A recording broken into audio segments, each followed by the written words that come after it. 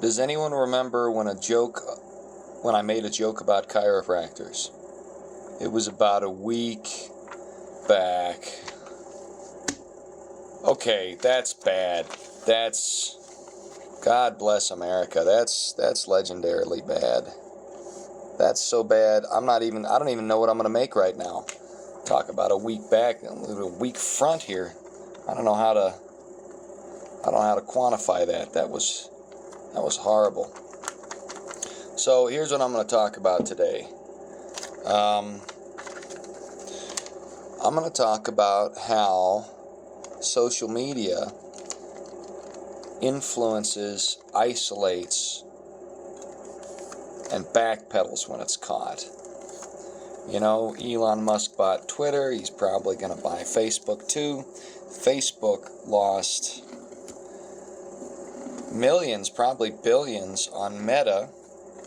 And then the result that they presented was so ham-fistedly bad, it makes me think they were money laundering. And what we're seeing with YouTube and Twitter and Facebook and TikTok and all these other agencies is people in power finding ways of manipulating that which is popular in terms of social media for their own benefits. Basically, since there are billions of people on these social media platforms nationally and internationally, there's a lot of money to be had in scams that synthetically push narratives which are underwritten by those funding such agencies. We recently found out that Twitter was under government control. The United States government told Twitter what they could and could not say, which is illegal. The government cannot compel speech that way. And for Twitter to do that, and then all these leftists to act like, oh, they're a private corporation, they can do what they want. Really? But do you know what it's called when the government runs a private corporation? That is the textbook, Wikipedia, definition of fascism. Socialism is when government owns the means to production. Fascism is when government runs the corporations in a given municipality, in a given country, not municipality, that's city. And forgive me, I don't know. Oh, I hate it when I do that. I don't know what happened last night, but or the night before. I seem to have given myself a mild head cold. Probably, it could be because I did a song and I got to screaming too loud and I might have ripped the vocal cord. But it's also possible I caught something over the weekend because I played a show. So I'm a little bit loopy, my voice isn't quite right, and I'm going to have the sniffles. But that doesn't distract from the fact. That don't distract from the fact that we under attack. Doesn't distract from the fact that the government uses social media to compel speech. And this is the textbook definition of fascism. Now, socialism is when the government owns the means to production. Fascism is when the government runs the corporations. When the Germans made their bid at world dominance in the 1930s, they were under a fascist state. The fascist state grew out of a socialist one. See, National Socialist is the contraction by which we get Nazi, Nazi. It's a contraction of words. A lot of communists do this. The Russians, if you look into, now they're not communists anymore. Now they're a czar. They're an oligarchical czarist state now, is what they are, with Putin as the czar. But before, when they were communist and they were abusing people in that way, a different kind of abuse, they would always name things by just putting together the front and middle syllables of other words, like Komsomol or something like that. So that's all that the Nazis were doing. They were national socialists, nationalized socialism. Really, they were just fascists like the Italians were, but they invented their own term for that, because Germans love to make big, hard, stupid, or short, pithy words to describe the shenanigans they're up to. Don't ask me why. I don't know, but that's what they like to do. That's what these Germans like to do. They like to do that.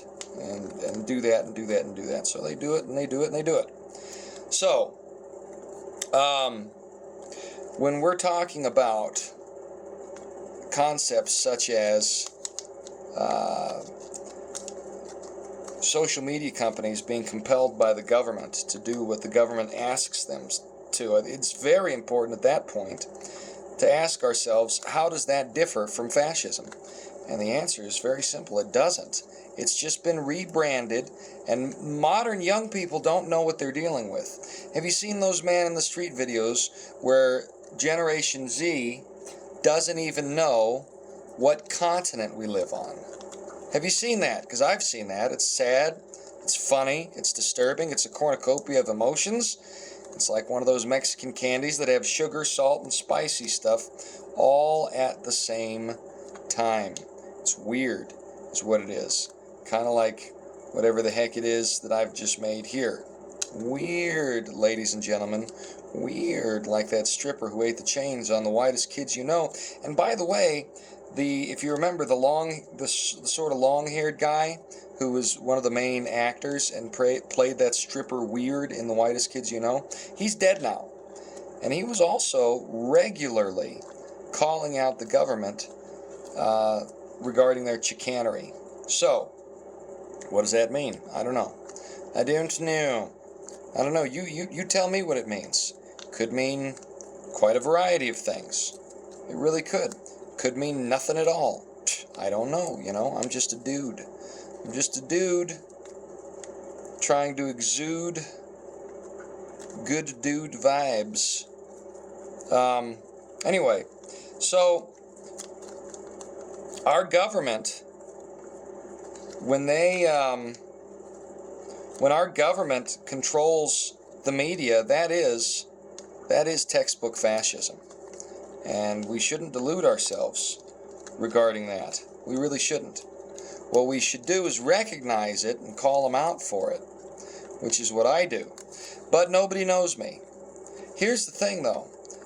The reason they censor guys like me, even though I've got a relatively small following, is because guys like me, voices that refuse to be silenced, help encourage other voices to stand up and be counted, and not let the nasty, I already ripped it once, didn't I? Nasty, stupid buzzards of government come in there and take away their freedom. So this is a buzzard. This is a buzzard. Look at me, I'm the government. I'm a buzzard, I kill stuff and eat it. That actually is a pretty darn good buzzard.